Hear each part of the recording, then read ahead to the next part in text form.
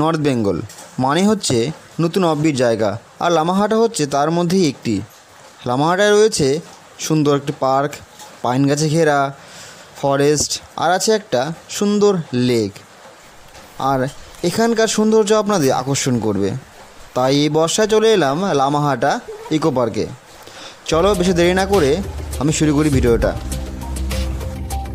Hello guys, welcome back to my channel. চলে সুন্দর একটা ভিডিও নিয়ে সঙ্গে রয়েছে তোমাদের বন্ধু রাজেশ ব্লগার। থাম্বনেলটা দেখে বুঝতে পেরে গেছো আজকে আমরা কোথায় যেতে চলেছি।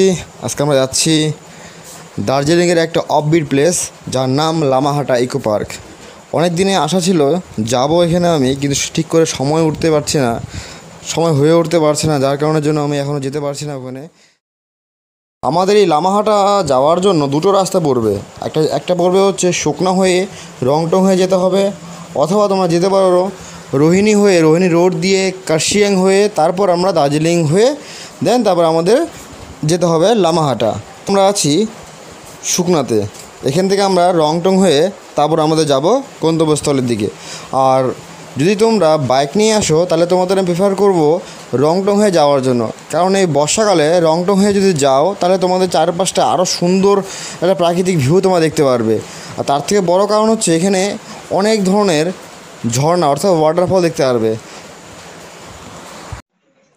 এখন আমরা আছি শুকনা স্টেশনের সামনে।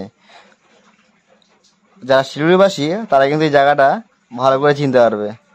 এই যে আমরা রংটংয়ের রাস্তা ধরলাম, এখন ডান দিকে আমাদের পুলিশ ফাঁড়ি রয়েছে, আমরা এগুলো অতিক্রম করে সামনের দিকে এগিয়ে চলেছি। তার চারপাশটা এতটা সুন্দর, বর্ষাকালে পাহাড়ে আসা এটাই কিন্তু একটা মজা। যেমন রিস্ক থাকে তেমনই কিন্তু তার প্রাকৃতিক সৌন্দর্য আমাদের মুগ্ধ করবে। চারপাশে দেখো পুরো সবুজ গাছপালা ভরা। আর ডান পাশে আমাদের টয় ট্রেনের রাস্তা। যদি কপাল ভালো থাকে তাহলে অবশ্যই টয় ট্রেন এসে দেখা হয়ে যেতে পারে। আর দার্জিলিং আসছি, দেখা হওয়াটা খুব একটা কমন ব্যাপার হবেই মনে হচ্ছে।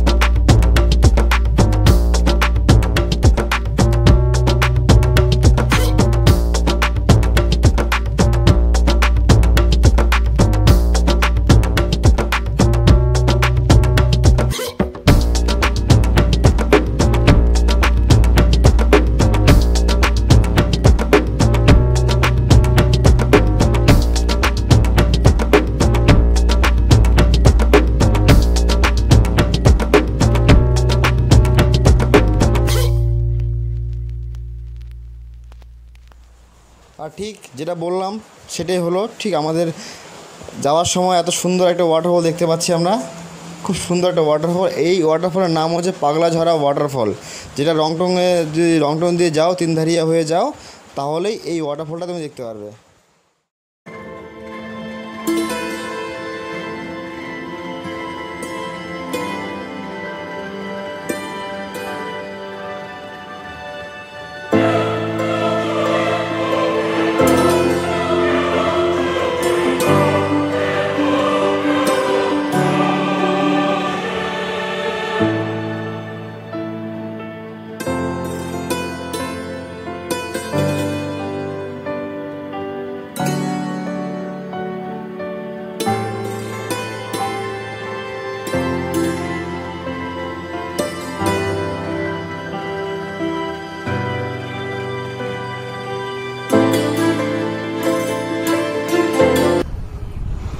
আমরা এখন প্রায় চলে এসেছি লামাহাটার সামনে।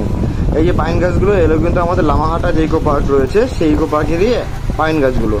আমরা প্রায় সামনে, এখান থেকে প্রায় মিনিট 1 মিনিট হাঁটলে কিন্তু চলে আসবো। এই যে বোধে বোধে চলে আসছি আমরা এই লামাহাটা ইকো পার্কের সামনে। এখন আমরা গাড়িটা পার্ক করে তারপর তোমাদের ভিউটা দেখাচ্ছি।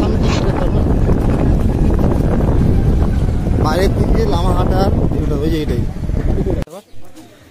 বাইরের থেকে লামাহাটটা দেখতে এরকম লাগে দেখতে। তখন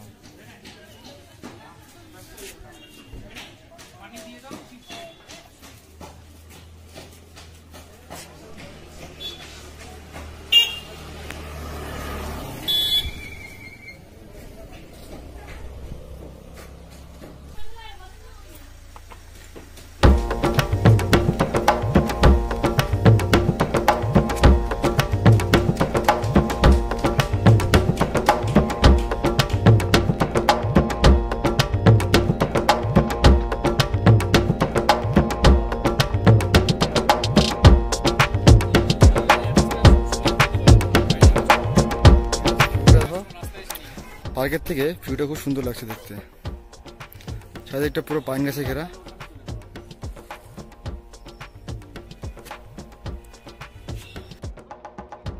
গাইজ এখান থেকে ভেতরে যেতে হবে 750 মিটার লেকের দিকে। তো আমরা যাবো, দেখবো লেকটা কেমন।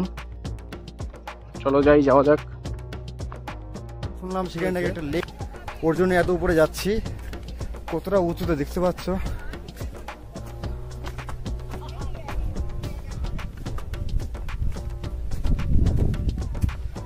কিছুক্ষণ আগে ছিল বৃষ্টি আর এখন প্রচন্ড রোদ এখানে।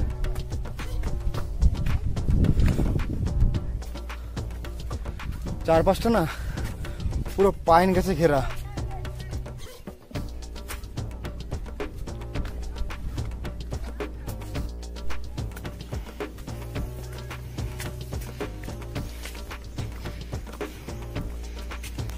পিছনে পুরো হন্টেড এরিয়া,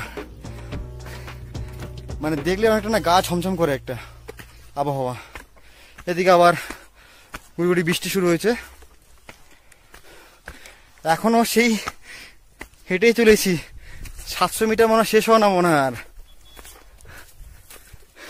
গাইস উপরে ভিউটা দেখো খালি, পুরো পাইন গাছ।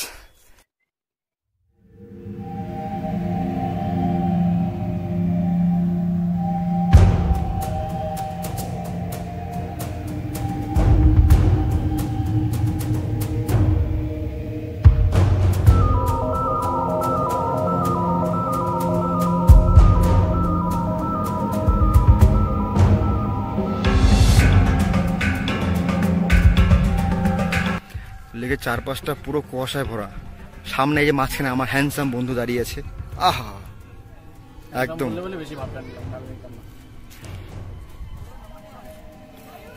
চলো লেকটা পরিক্রমা করি একটু ভালো মতো। চলো তোমার চলে আসো আস্তে করে। সুন্দর লাগাইছে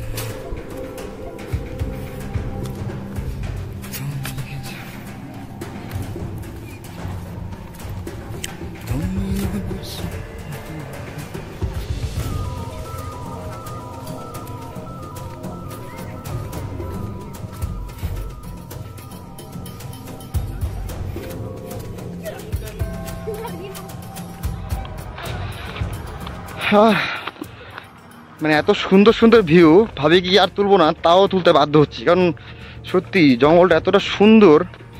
এখানে বলো বইয়ের শুটিং বলো বা গানের শুটিং করার জন্য একদম পারফেক্ট প্লেস। অনেকে প্রি ওয়েডিং শ্যুট করে, এই জন্য কিন্তু এই প্লেসটা সত্যি খুব সুন্দর, মানে একদম পারফেক্ট। আর তোমরা যদি পিকনিক খেতে যাও তাহলে বাড়ির থেকে রান্না করে নিয়ে আসবা, এখানে এখানে বসে সুন্দর একদম আরাম করে খেতে পারবা। ঠিক আছে, আজকে ভিডিওটা এখানে শেষ করলাম। ওয়েট করে থাকো আগামী ভিডিওর জন্য। আর